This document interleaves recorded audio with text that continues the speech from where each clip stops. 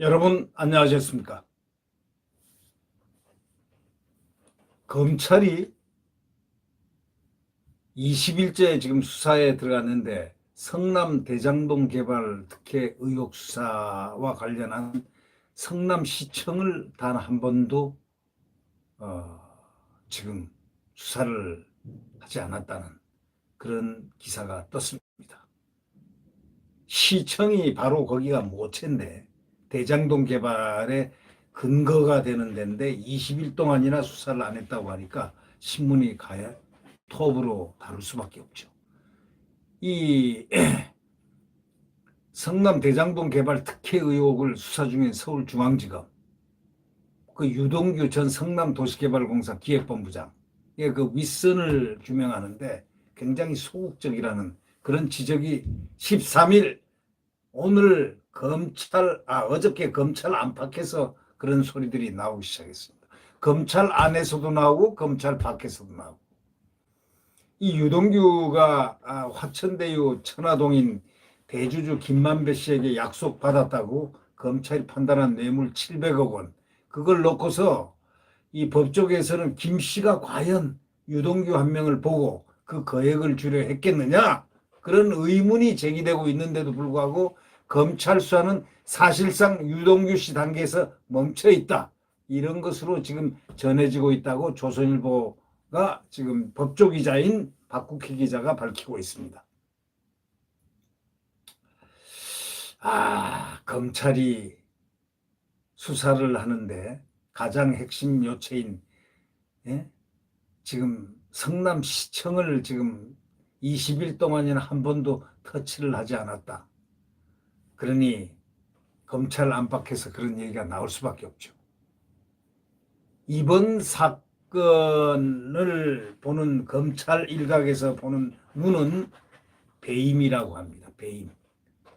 실체 규명도 어렵지 않을 텐데 그렇게 어렵지 않은 건데 수사팀이 성남시청도 압수수색을 하지 않는 등 수사 의지가 의심된다. 이런 지적이 있습니다. 검찰 일각에서 이런 지적을 하고 있다는 얘기입니다. 한 법조인은 이렇게 얘기합니다. 수사팀이 유동규와 김만배가 공모하고 주도한 그런 재개발 비리 그 결론을 딱 내고 두 사람을 사법 처리하는 선에서 꼬리를 탁 자르게 하려는 그것 아니냐라고 법조계에서는 한 법조인은 그렇게 얘기를 한 그 사실을 기사화하고 있습니다. 다시 말하자면 유동규하고 김만배 두 사람을 마지막 최종 보로로 해서 꼬리를 탁 자르고 그 위에 윗선은 안 밝히겠다. 수사 의지가 없다. 뭐 이런 뜻이라는 것입니다. 그러니까 수사팀이 유동규하고 김만배를 그 둘이가 공모한 사람으로 공모 주도한 사람으로 그래서 재개발 비리로 결론을 낸다. 그리고 두 사람을 사법 처리하는 선에서 꼬리 자른다. 뭐 이런 것 아니겠느냐라고 한 법조인이 지적했다는 그 말을 인용을 하고 있습니다. 전 현직 아주 유능한 특수통 검사들 그분들은 이렇게들 대충 의견을 모으고 있다는 겁니다. 대장동 사건 수사의 핵심은 김만배 씨 등 소수 민간 사업자가 어떻게 공영개발에 외피를 쓰고 4천억 원이 넘는 과도한 이익을 가져갈 수 있었나. 이 과정에서 바로 특혜가 있었는지 없었는지 가리는 것 아니냐 이거예요. 언론에 나온 정황만으로는 구성에도 배임 범죄가 성립할 가능성이 매우 크다는 겁니다. 한 법조인은 그렇게 얘기합니다. 김만배가 유 씨에게 약속하고 이미 5억 원을 건넸다는 그런 뇌물 700억 원 역시 그 자체가 목적이 될 수 없다는 겁니다. 천문학적 이득을 끌어오기 위해서 배임의 한 과정이라고만 봐야 된다는 겁니다. 실제로 유동규는 2014년 대장동 사업의 핵심 업무를 측근들이 있던 전략사업실로 이관을 했고 대장동 개발 민간 사업자가 추천한 인사를 채용해서 사업자 선정 심사도 참여하도록 이렇게 한 겁니다. 그러니까 완전히 다 한 겁니다. 그럼 유동규가 누굽니까? 유동규가 당시 성남시청 시장 이모모모로부터 이모모가 누굽니까? 이재명이 아닙니까? 이재명이 시장으로부터 임명을 받아서 기획본부장이 된 거 아닙니까? 근데 유동규에서 지금 멈췄다 이런 얘기죠. 쉽게 얘기하면. 네. 당시 시장은 아무 관계가 없을까요? 바로 이런 의문들을 갖고서 수사가 안 됐다 이런 얘기 아니겠습니까? 성남시에서는 그런 관여 안 하고 유동규가 알아서 다 이렇게 한 것이냐 이런 얘기죠. 이런 질문이죠. 당시 성남도시개발공사는 공사 배당금 상한액을 1,822억 원으로 제한하고 민간 사업자들에 대한 초과 이익 환수 조항을 삭제해서 나머지 이익 수천억 원을 몇몇 민간업자가 독식하게 됐다는 겁니다. 이와 관련해서 한 검찰 간부가 이렇게 얘기합니다. 결국 남은 건 최종 의사결정권자가 누구인지를 밝히는 건데 최종 의사결정권자가 누구인가를 밝힌 건데 이게 지금 바로 그것이 문제 아니냐. 최종 의사결정권자가 누구냐? 이 대장동 사업. 그걸 밝힌 것이다. 이런 얘기입니다. 검찰 간부가 얘기하는 겁니다. 업계에서도 1조 5천억 원 규모 사업의 이익 배분 설계를 아파트 리모델링 조합장 출신 유동규가 혼자 단독으로 김만배와 짜고 결정할 수 있었겠느냐. 그런 의문이 난다는 겁니다. 의문이 날 수밖에 없죠. 결국 남은 건 최종 의사결정권자가 누구인지 밝히는 거다. 이거는 검찰 간부가 얘기한 거고 업계에서는 1조 5천억 원 이거 모두 합치면 4천 몇억 원은 완전히 날강도처럼 돈을 가져간 거고 날돈이고 이 아파트 그다음에 아파트를 지어가지고 나눈 분양사업이란가 거기서 남는 돈 이런 걸 토탈 해보면 업계에서는 1조 5천억 원 규모의 사업 이익 배분 설계 이익이란 거 1조 5천억 원 규모의 이익 아주 순이익을 얘기하는 겁니다. 이 설계를 아파트 리모델링 조합장 출신 참 경력도 없는 일천한 경력 소위 여기에 관련한 경력이 없습니다.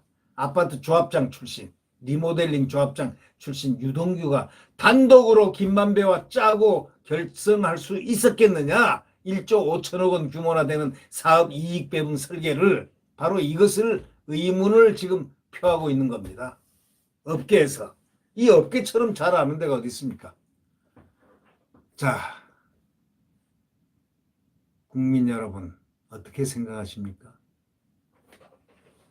근데 수사팀이 배임 혐의를 뒷받침할 만한 자료가 있을 공산이 큰 성남시청을 수사 착수 20일이 됐는데도 불구하고 아직도 압수수색도 하지 않았고 소환 조사도 안 하고 성남도시개발공사 직원을 중심으로 진행해 온 것으로만 알려져 있습니다. 성남도시개발공사만 유동규가 있던 데만 이렇게 중심으로 지금 조사가 진행된 것으로 지금 알려지고 있다는 겁니다. 일부 압수수색 현장에 파견된 그 포렌식 요원이 압수수색 대상 컴퓨터에 대한 포렌식 범위를 넓히려 하자 중앙지검 윗선이 제지했다는 말도 흘러나오고 있다고 기사는 말하고 있습니다.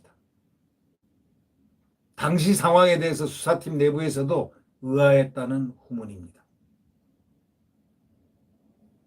자, 이제 이것이 드러나면은 더한 폭풍이 온다는 사실을 아마도 잘 모르는 거 아닌가 하는 그런 느낌도 듭니다. 검찰 한 관계자는 이렇게 얘기합니다. 배임 수사의 종착점은 결국 당시 성남시장이 누굽니까? 이재명이 아닙니까? 결국 당시 성남시장으로 대장동 개발 사업의 최종 인하가권자였던 이재명 경기지사 아니냐? 라면서 수사팀이 속전속결로 유동규 김만배 구속영장을 청구한 것과 달리 배임 수사를 조용히 진행하는 것은 이 지사를 또 겨냥한다는 인상조차 주지 않으려는 그런 차원 같다.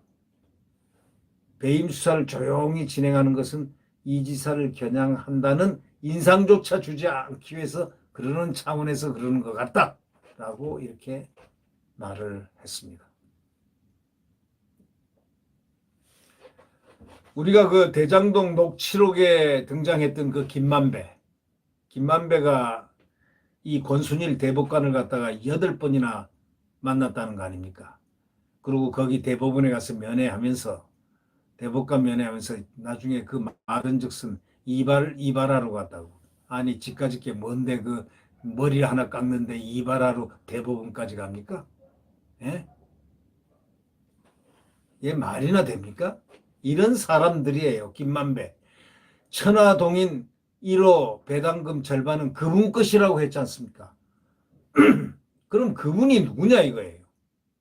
그러면 그 발언에 대해서도 수사팀은 구속 10여일이 지난 유동규를 상대로 윗선이 있는지 아직 추궁까지 하지 않은 것으로 알려졌다는 것입니다.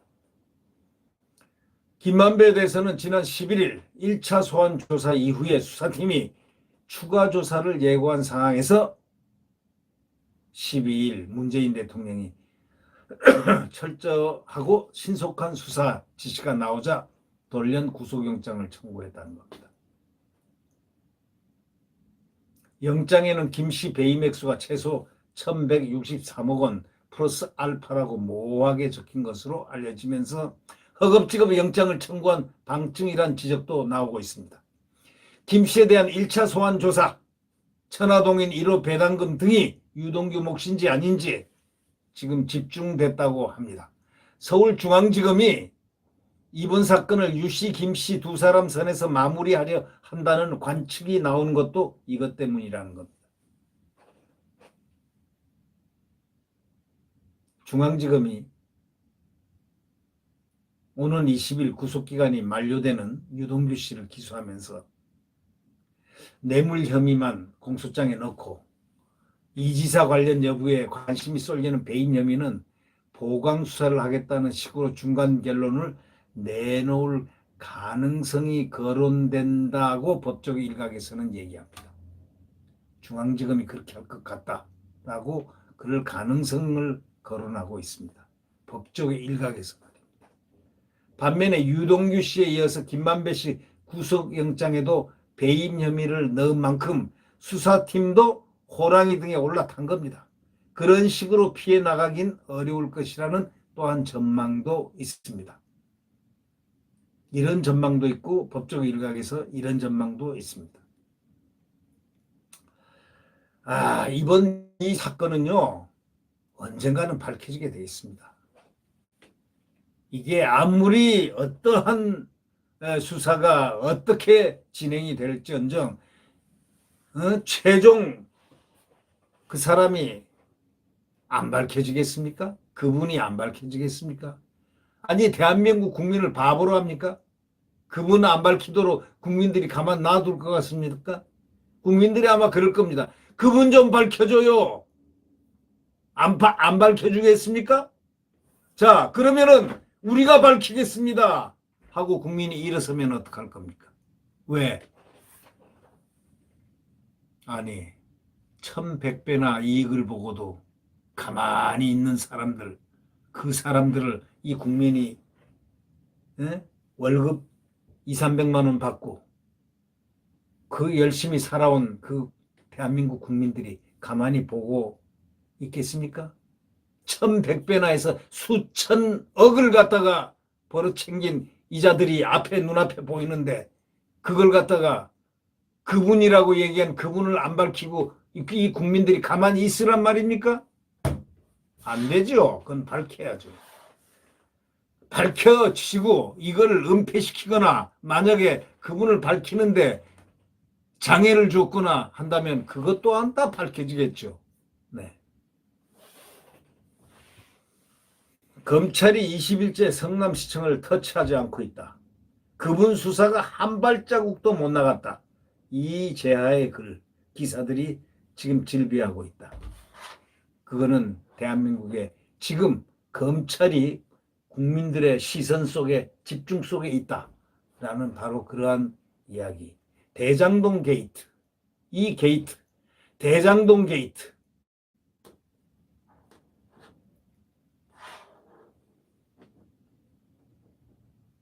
이 대장동 게이트를 갖다가 민주당 쪽에 이낙연 측에서는 이재명 게이트라고도 했다고들 그런 얘기가 기사가 뜬 적이 있습니다. 근데 아직 이 대장동 윗선 수사가 미적거리고 꼬리 자르기 비판이 나오고 이런다면은 이 대장동 게이트가 제대로 수사가 될까요? 예, 한번 비추를 주목해 보겠습니다. 여러분, 이 계절 감각에 앞서서 대장동의 감각, 이거는 계절의 감각이 팍팍 깨지는 그런 감각의 아주 신입니다. 국민들에게 충격을 갖다 준 이 대장동 비리 게이트, 특검으로 반드시 수사를 해서 모든 것이 밝혀져야만 국민들이 그나마 가슴을 쓸어내릴 것 같습니다. 자, 우리 정권 교체가 필요하죠. 후보 단일화해야 됩니다. 어저께 제주도에서 이 토론회가, 국힘 토론회가 있었는데 이상하게 윤석열과 원희룡이 완팀이 되는 듯한 모습, 홍준표와 유승민이 또 완팀이 되는 모습, 그런 느낌들을 줬다고 합니다. 다 완팀이 돼야 됩니다. 유승민은 또 재버릇이 나왔다고 그러거든요. 윤석열 조지기가 나왔다고 그러더군요. 잘 조져보십시오. 윤석열 그렇게 조지김 당할 사람도 아닙니다. 예. 네. 구독 버튼과 엄지를 눌러주시면 감사하겠습니다. 자유민주주의 대한민국, 시장 경제가 펄펄 뛰는, 또 국가안보, 한미동맹에서 국가안보가 완전히 안착되고, 또 우리가 성공신화를 쌓아 올렸던 고도 성장의 성장 앤드 성장, 이것이 이루어질 날은 곧 옵니다. 그것은 바로 정권 교체로 가능합니다. 정권 교체만이 그의 답입니다. 네, 여러분 오늘도 강건하게 지나시기 바랍니다. 안녕히 계십시오.